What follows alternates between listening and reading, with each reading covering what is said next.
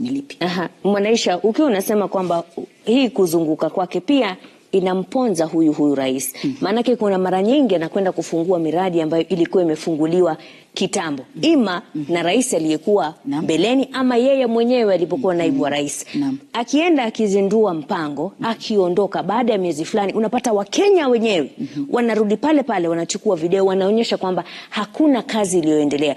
Kwa hivyo nyinyi kama wakuu wa mawasiliano katika serikali, hamuoni kama pia nyinyi mnamkosea huyu rais kumpeleka katika kila sehemu ilhali mpango wa kutekeleza haupo, ama bado utakuwa unachukua muda, mnamfanya anaonekana muongo? Kumbuka kuna miradi ambayo ilifunguliwa katika serikali zilizotangulia.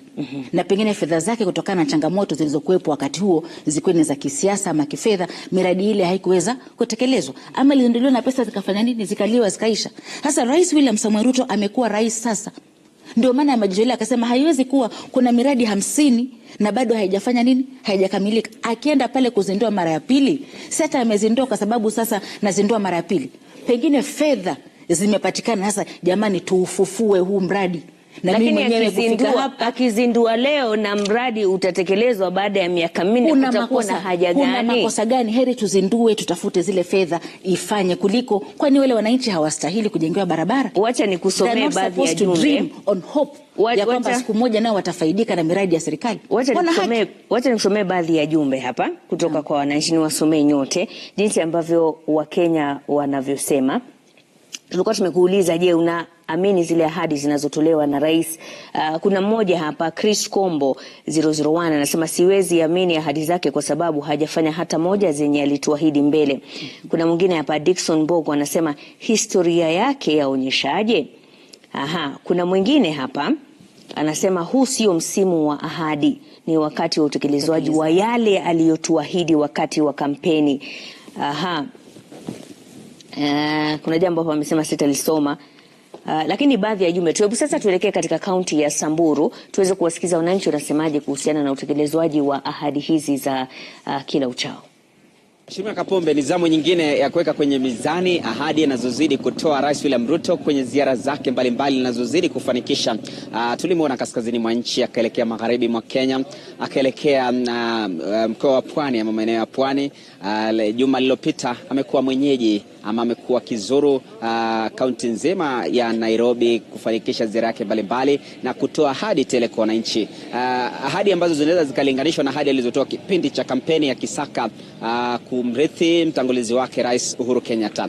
Je, ameweza vipi kufanikisha ahadi alizotoa kipindi cha kampeni, kwa asilimia gani, na ahadi hizi anazotoa ana uwezo wa kuweza kuzifanikisha?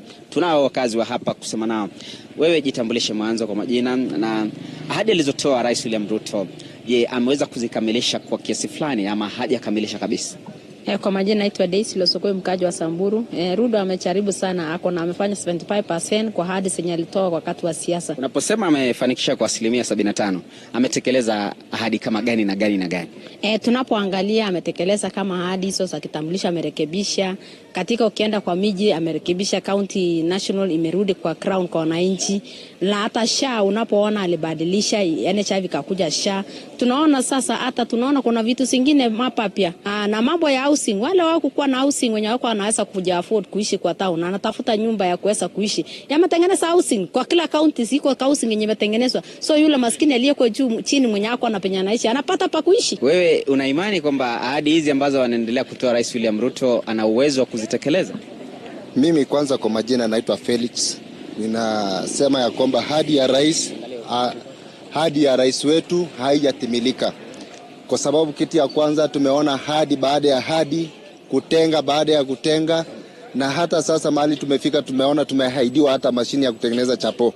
So kumaanisha ya kwamba hadi hizi tutazidi kuzipokea, na tukizidi kungoja na hata sasa itafika mahali hata hizo ahadi za chapo tutazidi kushuhudia, na baada ya kushuhudia mambo ya ahadi za chapo tutaletewa hata mashini ya kutengeneza basi mchanga. Ziara zake ambazo anaendeleza na ahadi anazotoa zina umuhimu wote kwa Mkenya? Haina muhimu, kwa sababu kama ingekuwa na umuhimu kumaanisha kwamba kulikuweko na kitu ambacho ingekuwa imetekelezwa. Kwa sababu wakati rais anapoenda mahali tunachoshuhudia tu, pengine watu wanaweza umia, ama kuna watu wanaweza chafuliwa maisha yao ama kupigwa.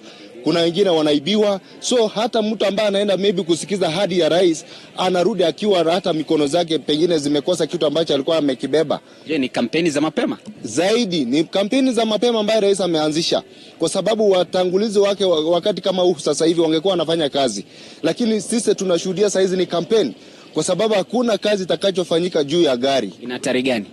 Ina hatari kwa wananchi, kwa sababu wakati wananchi watakapokosa kufanyiwa kazi, kumaanisha watasalia katika mahali moja kwa muda mrefu.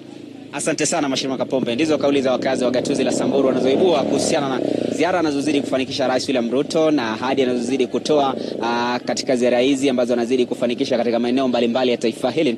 Baadhi wakihisi kwamba ni ile hali ya kutafuta uungwaji wa mapema kabla ya mchuano wa mwaka 2027 wa urithi ama ule wa kutoa na kijasho, kuona kama kweli atakuwa anapata muhula mwingine kurejea Ikulu ama atakuwa anatumwa nyumbani. Niruhusu nitie kikomo.